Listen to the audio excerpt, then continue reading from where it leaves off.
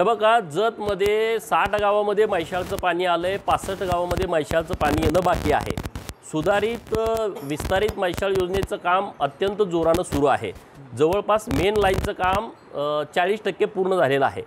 आता दुष्काळाची परिस्थिती तुम्ही म्हणताय ती खरी आहे की अनेक गावामध्ये आता टँकरची मागणी आहे। म्हणून मी माननीय कलेक्टर महोदय, माननीय प्रांत महोदयांना मागच्या आठवड्यातच सूचना दिलेल्या आहेत की तात्काळ ज्या गावामध्ये गावकऱ्यांची पिण्याच्या पाण्यासाठी टँकरची मागणी आहे त्यांची मागणी घेऊन त्यांना लगेच तात्काळ मंजुरी देऊन त्यांना टँकर देण्यात यावेत। मी आता जतलाच चाललोय, त्यामुळे निश्चितपणे ज्या गावामध्ये पाण्याची अडचण आहे त्यांना टँकर देण्याची व्यवस्था केली जाईल। संभाव्य पाणी टंचाईच्या अनुषंगाने तालुका स्तरावर तहसीलदार आणि गटविकास अधिकाऱ्यांच्या याच्या एकत्रित बैठकाही झालेल्या आहेत। साधारणतः त्यांच्या अंदाजानुसार यावर्षी आम्हाला 109 टँकर्स मॅक्सिमम, जास्तीत जास्त 109 टँकर्स लागणार आहेत। त्यात सर्वाधिक टँकर्स हे जत तालुक्यामध्ये लागतील। या सगळ्यांचं पाणी कुठून भरायचं आणि वाटपाची यंत्रणा आणि टँकर्सची निवड पूर्णपणे झालेली आहे। ज्यावेळेला ग्रामस्थांकडून मागणी येईल त्याला टँकरद्वारे तात्काळ पाणी पुरवठा करण्याच्या सूचनाही सर्व उपविभागीय अधिकारी, तहसीलदारांना, गटविकास अधिकाऱ्यांना दिलेल्या आहेत। या अनुषंगाने आता प्रशासन सज्ज झालेलं आहे।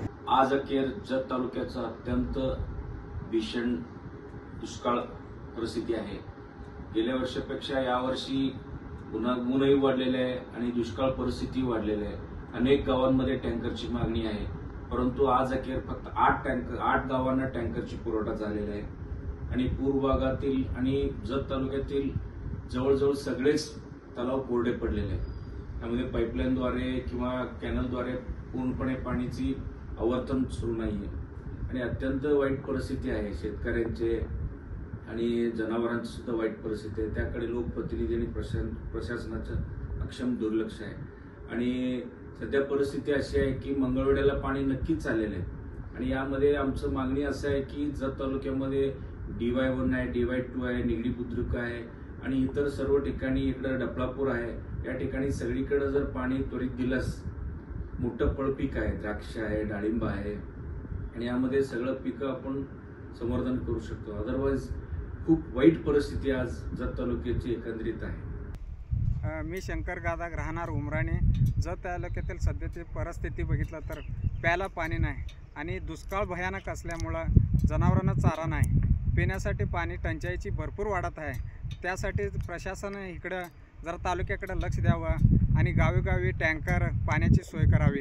मैशाळ योजना तर आपल्याला ऐकत कान गेलेत। सध्या कंडिशनमध्ये मैशाळ योजना आता डिसेंबरमध्ये येतील, जूनमध्ये येतील, ऑगस्टमध्ये येतील, हे ऐकायचं सुद्धा आपली परिस्थिती राहिलेली नाही। सध्या कंडिशनमध्ये ह्याकडं बघत असताना इकडं दृष्टिकोन बघत असताना आपल्या तालुक्याचे आमदार पण इथं सध्या कार्यरत असून त्यांनी पण सध्या लक्ष देऊन तात्काळामध्ये जत तालुक्यात पाण्याची सोय काहीतरी करावी, प्रशासन जागा व्हावी, आपल्याकडं कृपा करून आपल्याकडं लक्ष तात्काळमध्ये देऊन मान्य देवेंद्र फडणवीस सुद्धा मंत्री महोदय त्यांनी पण लक्ष घालून इथलं तालुक्यातल्या सध्याच्या कंडिशनमध्ये पाण्याची सोय करावी आणि दुष्काळ भाग हा अतिशय गंभीर असून लोकांना प्यायला पाणीसुद्धा नाही। त्यासाठी प्रयत्न लवकरात लवकर आपले आमदारसुद्धा इथं लक्ष घालून पाण्याची सोय करावी, चारा चावणे सध्या करून लोकांची कल्याण करावे, असा माझी विनंती आहे।